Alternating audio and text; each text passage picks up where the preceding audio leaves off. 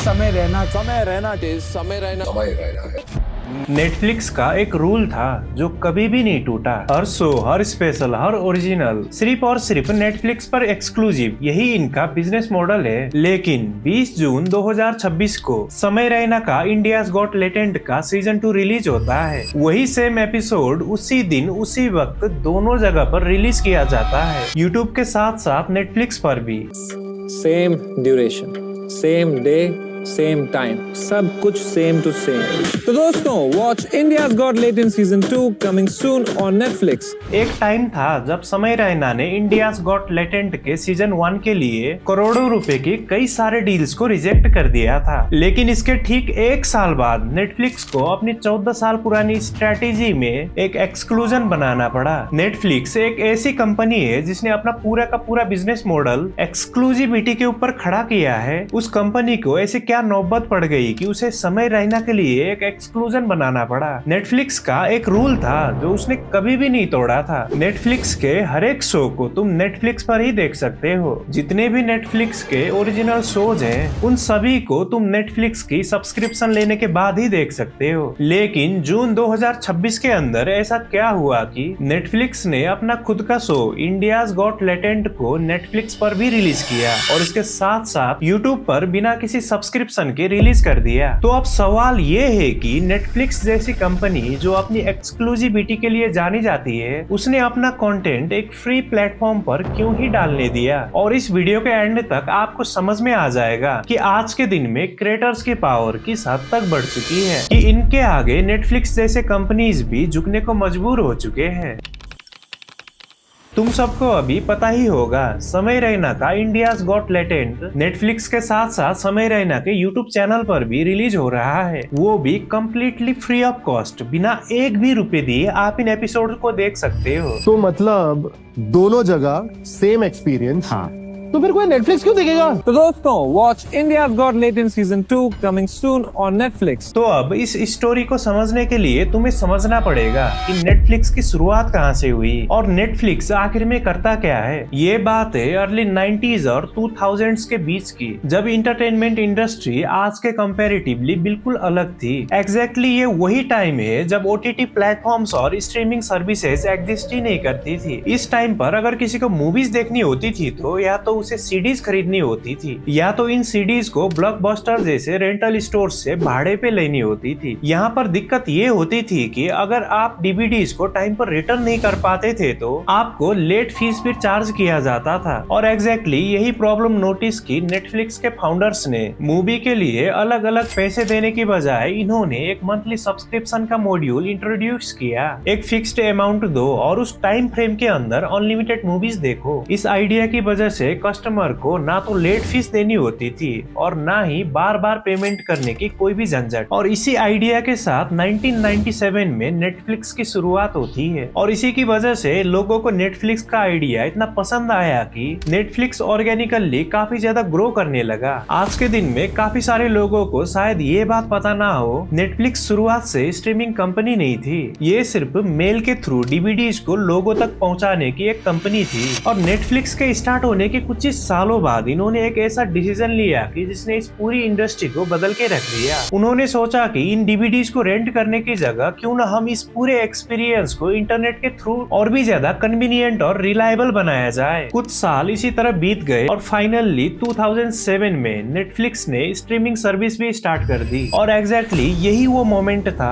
जहां से entertainment industry completely change होने लगी थी। और इसके कुछ टाइम बाद नेटफ्लिक्स के पास और एक प्रॉब्लम खड़ी हो गई। नेटफ्लिक्स को जो भी content as a movie, as a show मिलता था, ये उसी चीज को आगे भेजते थे। प्लेटफॉर्म उनका था, ऑडियंस उनकी थी, लेकिन कंटेंट उनका नहीं था। इसी टाइम पर काफी सारे स्ट्रीमिंग प्लेटफॉर्म भी आ चुके थे, जैसे कि Disney plus, Amazon, HBO max, Apple TV. हर स्टूडियो का अपना प्लेटफॉर्म आने लगा और इसके साथ ही हर एक स्टूडियो खुद का कंटेंट खुद से बना रहे थे। ऐसे में नेटफ्लिक्स में ओरिजिनल कंटेंट की काफी कमी होने लगी थी। ऐसे में नेटफ्लिक्स को एक चीज समझ आई कि अगर वो लाइसेंस कंटेंट में काम करेंगे तो कोई भी अपना कंटेंट वापस ले सकता है। और ठीक ऐसा ही हुआ नेटफ्लिक्स के साथ। 2015 में 120 मिलियन डॉलर देकर नेटफ्लिक्स ने द फ्रेंड्स के 4 साल के डिजिटल स्ट्रीमिंग राइट्स लिए। फ्रेंड्स नेटफ्लिक्स में सबसे ज्यादा देखे जाने वालों में से नंबर 2 शो बन गया। लेकिन 2019 में वार्नर मीडिया ने अनाउंस किया कि वो खुद का स्ट्रीमिंग प्लेटफॉर्म लॉन्च कर रहे हैं HBO मैक्स के नाम से। नेटफ्लिक्स ने 80 और 100 मिलियन डॉलर ऑफर किए, लेकिन वार्नर मीडिया ने 400 मिलियन डॉलर देकर फ्रेंड्स की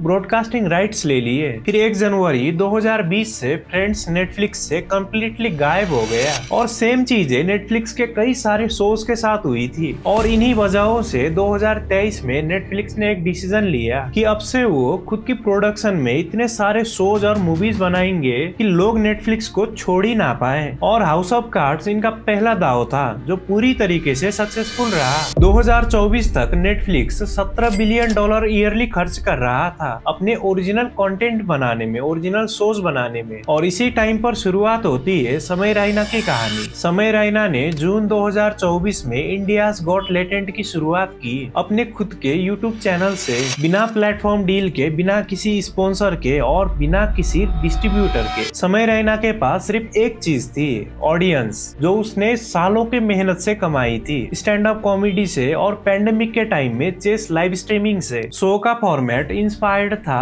अमेरिकन पॉडकास्टर किल टोनी से, जिसके अंदर गेस्ट 60 सेकंड के लिए परफॉर्मेंस करते हैं और उसके बाद उसको रोस्ट किया जाता था। समय ने इसी फॉर्मेट पर इंडियन ह्यूमर को ऐड करके शो को लॉन्च कर दिया। इंडियाज गॉट टैलेंट के शो के शुरुआत के पीक टाइम पर ही ये शो सिर्फ चैनल मेंबरशिप से महीने के 1.5 करोड़ तक कमा रहा था। ये पैसा सिर्फ मेंबरशिप का था, बिना किसी ब्रांड डील के, बिना किसी प्रमोशन के। लेकिन 2025 की शुरुआत में इस शो में कही गई कुछ बातों से एक कंट्रोवर्सी शुरू हो जाती है। क्या हो गया रणबीर भाई को? और would you join in once and stop it forever? Ranbir Allahbadia के एक कमेंट की वजह से काफी बवाल हुआ। मल्टीपल सिटीज में काफी FIR दर्ज किए गए और इसके साथ ही इस शो के सारे एपिसोड्स को यूट्यूब से हटाना पड़ा। और इसी की वजह से समय रैना को काफी महीनों तक डिप्रेशन में जाना पड़ा। और इसी टाइम पर सबको लगने लगता है कि समय रैना और उसका एम्पायर पूरी तरीके से खत्म हो चुका है। अप्रैल 2026 में समय रैना ने फिर से एक बार कमबैक किया, स्टिल अलाइव के नाम से एक स्टैंड अप कॉमेडी के साथ।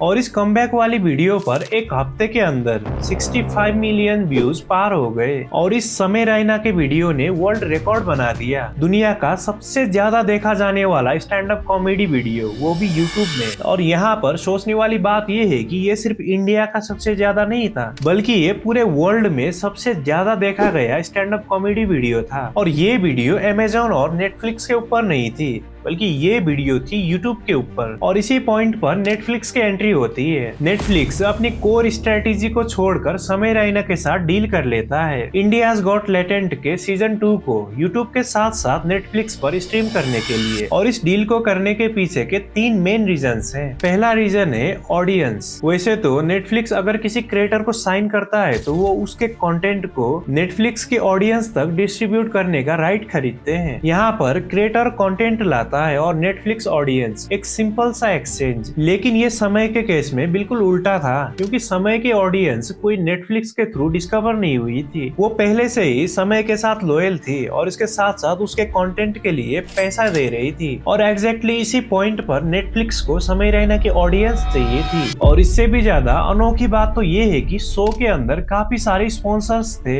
AI नोबा स्मार्टफोन, फ्लिपकार्ट और अवतार प्रोटीन। 10 करोड़ तक के स्पॉन्सरशिप पैकेज जो कि खुद समय रैना के थे, ना कि नेटफ्लिक्स के। इस चीज को एक्सेप्ट करना नेटफ्लिक्स के लिए काफी अजीब चीज थी, क्योंकि पास्ट दिनों में ऐसा देखा गया है कि नेटफ्लिक्स इस चीज को काफी प्रोटेक्ट करके रखता है। जब स्ट्रेंजर थिंग्स में कोका कोला और बर्गर किंग का प्लेसमेंट आया था, तब नेटफ्लिक्स ने ये कहकर मना कर दिया था कि हम सेल आउट नहीं लगना चाहते। लेकिन India's got talent structure wise काफी अलग है। अब दूसरा पॉइंट है फंडल आर्किटेक्चर। अगर इस मॉड्यूल को ध्यान से देखा जाए तो show India's got latent YouTube और नेटफ्लिक्स पर दोनों जगह पर लॉन्च हुआ, जिसमें से यूट्यूब पर बिल्कुल फ्री था, लेकिन समय का upcoming stand up special Netflix पर एक्सक्लूसिवली लॉन्च होगा, जिसकी वजह से समय के हार्डकोर फैंस उसके स्पेशल देखने के लिए नेटफ्लिक्स का सब्सक्रिप्शन जरूर लेंगे। नेटफ्लिक्स समय के इस शो से डिमांड क्रिएट कर रहा है अपने असली प्रोडक्ट के लिए, जो सब्सक्रिप्शन डिमांड करती है। और तीसरा पॉइंट है जेनजी गैप को भरना। नेटफ्लिक्स ने इंडिया में प्रीमियम, ओल्डर और अर्बन सब्सक्राइबर्स को डोमिनेट किया है, लेकिन वो इंटरनेट ओरिएंटेड जेनजी ऑडियंस जो लिटरली यूट्यूब को देखते हुए बड़ी हुई है, जो यूट्यूब को देखकर बड़ी हुई है, नेटफ्लिक्स कभी भी उस सेगमेंट को क्रैक नहीं कर पाई थी। समय रैना और उसका शो नेटफ्लिक्स और जेनजीज के बीच के उसी गैप को फील करता है। सालों से